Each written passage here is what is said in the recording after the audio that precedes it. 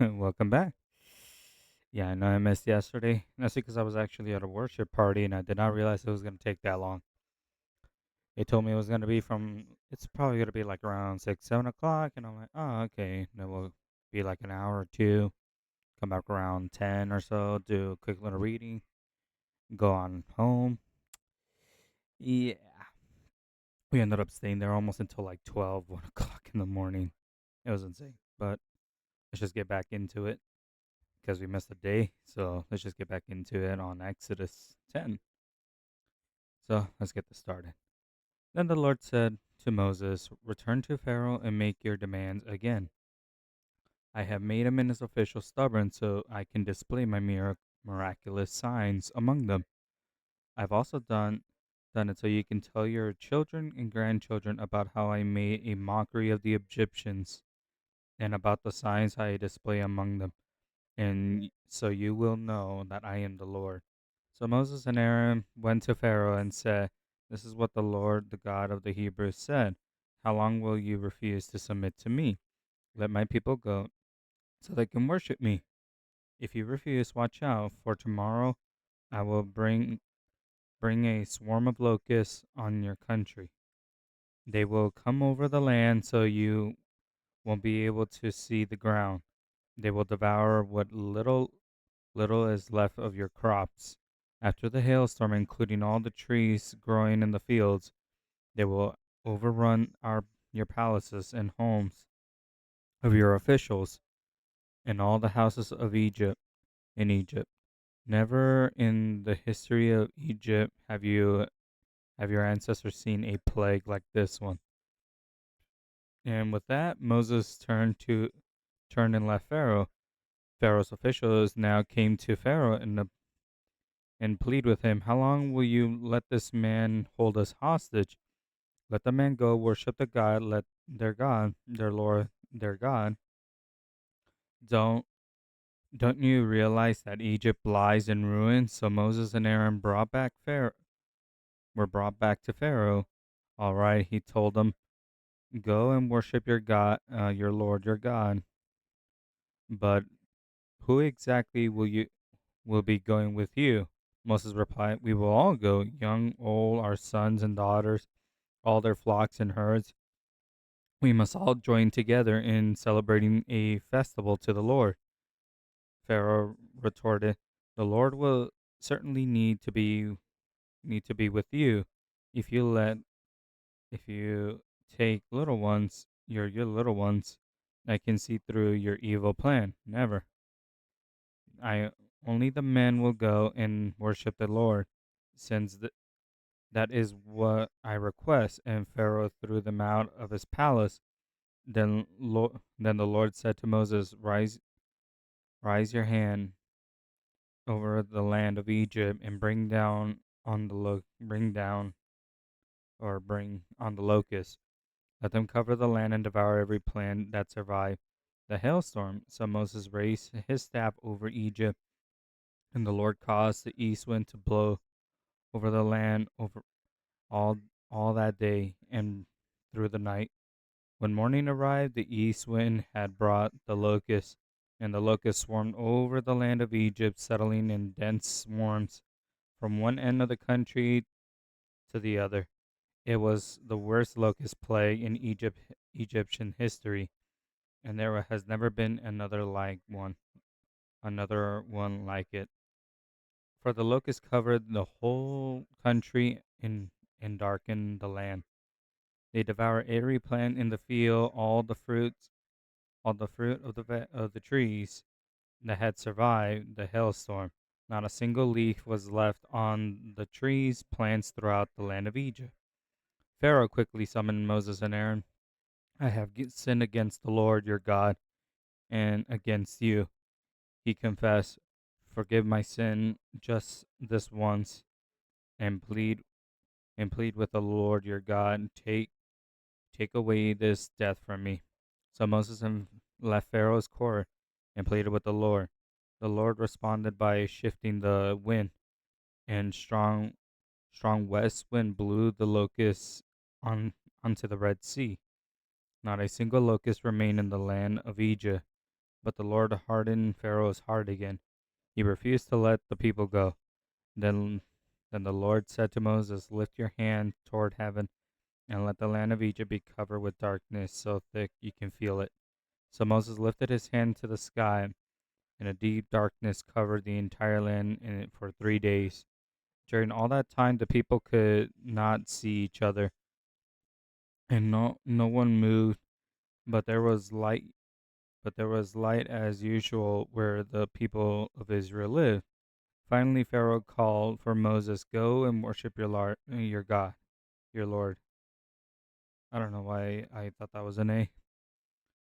"But leave your flock and herds here. You may not take your little ones with you." "No," Moses said. "You must provide us with animals for sacrifice or burnt offerings for the Lord our God. All all our livestock must go with us too, not a hoof left behind. We must choose our sacrifices for the Lord our God. From among these animals we won't know how we are to worship the Lord until we get there." But the Lord hardened Pharaoh's heart once more, and he would not let them go. "Get out of here," Pharaoh shouted at them. "I'm warning you, never come and see me again. The day you see my face, you will die." "Very well," Moses replied. "I will never see your face again." Then the Lord then the Lord said to Moses, "I will strike Pharaoh and the land with one more blow after that. Pharaoh will let you lead this country. In fact, he will let he will be eager to get rid of you, that he will force force you all to leave. Tell all the Israelite men and women to ask their Egyptian brothers for arks of silver and gold."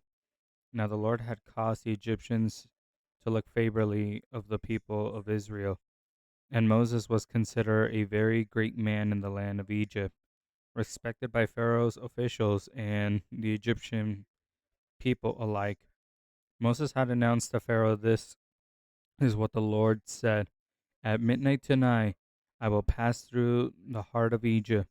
All the firstborn sons will die in every family in Egypt, from the oldest son of Pharaoh, from the oldest son of Pharaoh who sits in the throne to the oldest son and his lowest servant girl, and the lowest servant girl who grinds the flour.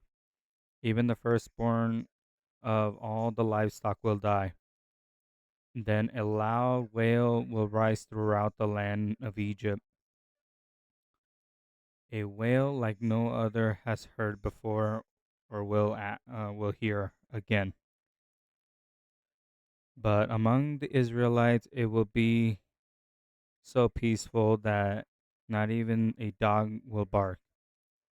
Then you will know that the Lord makes a distinction between the Egyptians and the Israelites.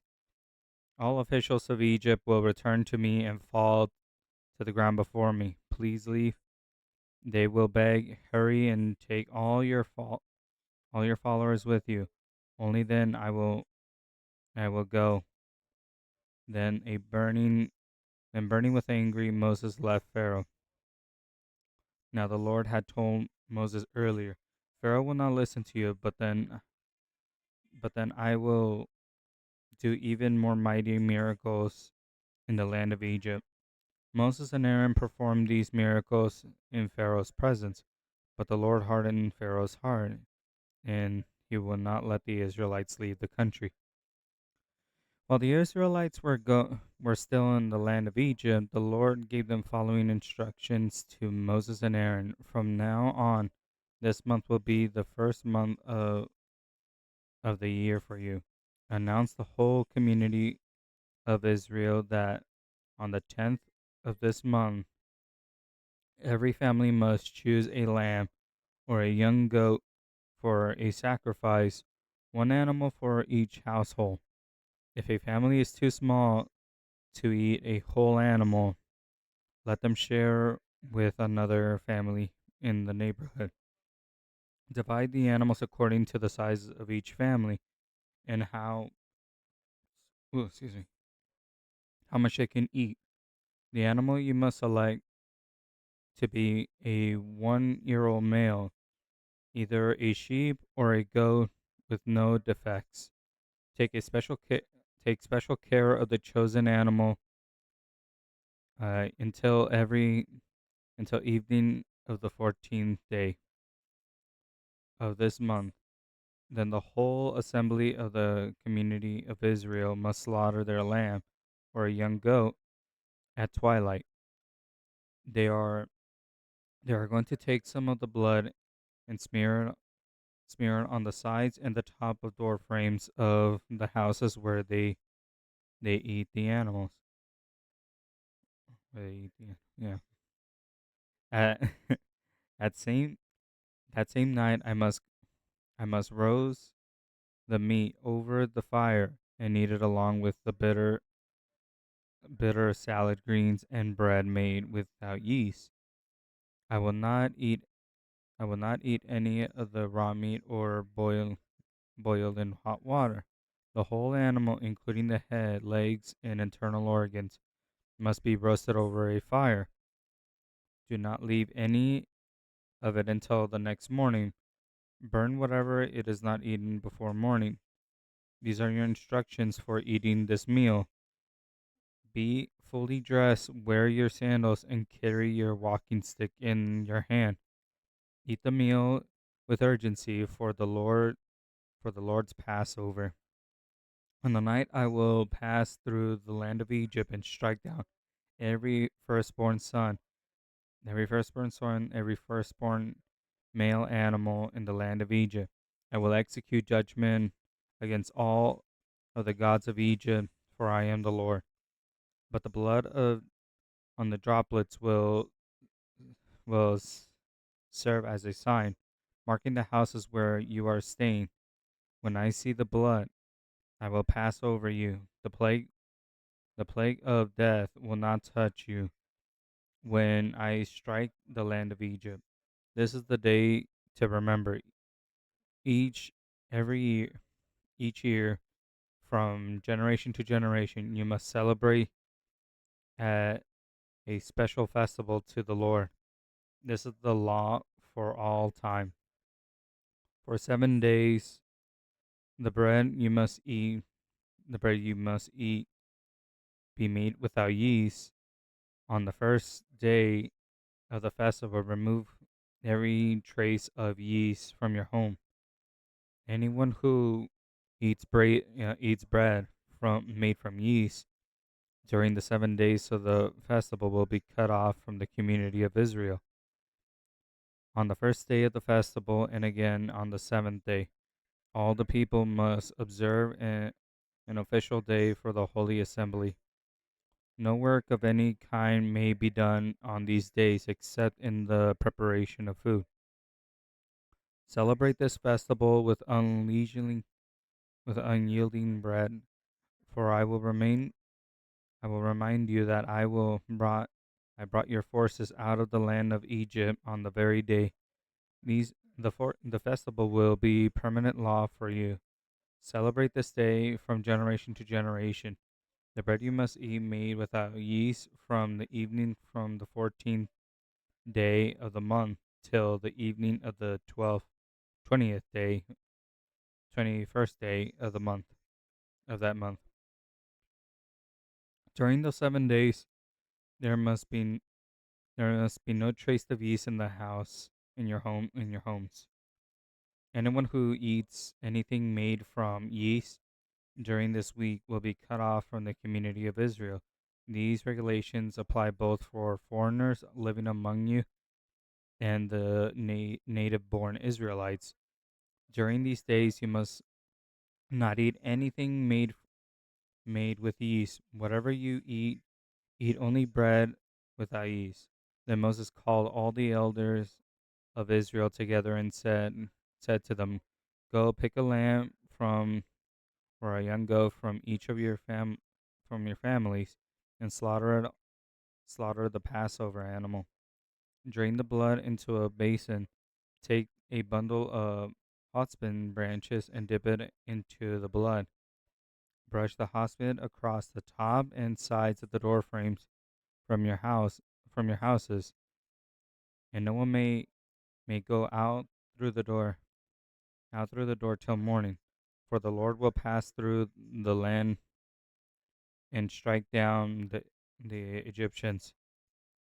But when he sees the blood on top and sides of the door frame, the Lord will pass over your home.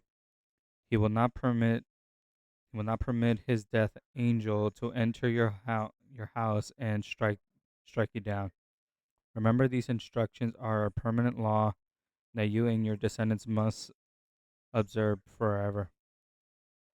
When you enter the land of Lord, he has promised you to give he promised to give to you. You will continue to observe this ceremony. Then your children will ask, "What does the ceremony mean?" And you will reply, "This is the Passover sacrifice of the Lord, for he passed over the houses of the Israelites in Egypt, and that and through he struck down the Egyptians. He spared our families." When Moses had finished speaking, all the people bowed down to the ground and worshiped. So the people of Israel did just as the Lord had commanded through Moses and Aaron. And that at midnight the Lord struck down all the firstborn sons of the land, from the firstborn son of Pharaoh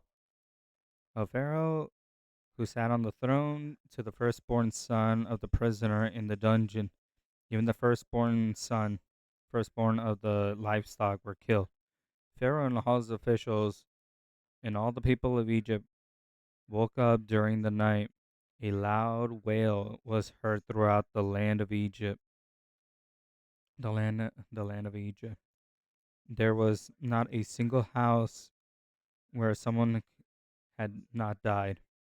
Pharaoh sent Moses and Aaron during that night. "Get out," he ordered. "Leave my people and take the rest of the Israelites with you. Go and worship the Lord as you have requested. Take your flocks and herds as you said, and be gone. Go, but bless me as you leave." All the Egyptians urged the people of Israel to go out of the land as quickly as possible, for they thought, "I will all we will all die." The Israelites took their bread and dough before yeast was added. They wrapped it in kneeling boards on their cloak and carried them on their shoulders. And the people of Israel did as Moses had instructed. They asked the Egyptians for clothing and articles of silver and gold. The Lord caused the Egyptians to look favorably on the Israelites, and they gave the Israelites whatever they asked for. So they stripped the Egyptians of their wealth. That night, the people of Israel left Ramesses and started for Succoth. There were about 600,000 men plus all the women and children. The rabble of the non-Israelites went. The rabble of non-Israelites went with them, um, along with the great flocks and herds of livestock. For bread, they had baked flat cakes from the dough without yeast they had brought from Egypt. It was made without yeast because the people were driven out of Egypt in such a hurry that they had no time to prepare the bread or other food. The people of Israel had lived in Egypt for 430 years.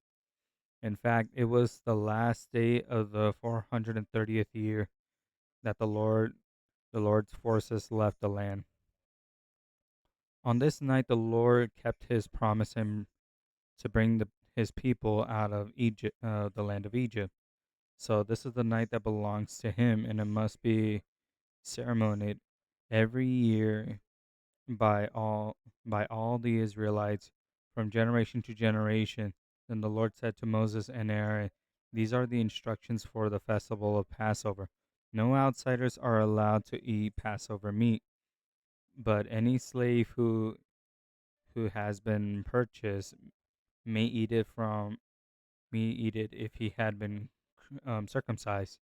Temporary residents and hired servants may not eat it. Each Passover lamb must be eaten in one house in one household. Do not carry any of its meat outside, and do not break any of its bones. The whole community of Israel must celebrate this Passover festival. If there are foreigners living among you who will celebrate the Lord's Passover, let all their let all their males be circumcised. Only they may be celebrated the Passover with you, like a non a like any native born Israelite. But no uncircumcised male may ever eat the Passover meat. This instructions applies to everyone, whether a native born Israelite or a foreigner living among you. So all the people of Israelite follow all the Lord's commands to Moses and Aaron. All on that very day the Lord brought the people of Israel out of Egypt of of Egypt like an army. Well,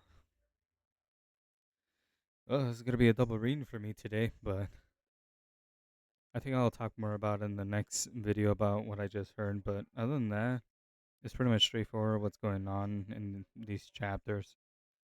The Lord basically helps them guide them out of Egypt, and we heard from the last few plagues and how bad it was. And yeah, that's actually the Passover, which I think translate later on. Yeah, I think it tells you later on in the Bible when the actual day of Passover is, which is Jesus. But other than that, I'll be talking more about in the other video because this is gonna be a lot of reading for me today. But sorry about that. I did not think it was gonna be that long yesterday, but here we are. But I'll see you in the next video.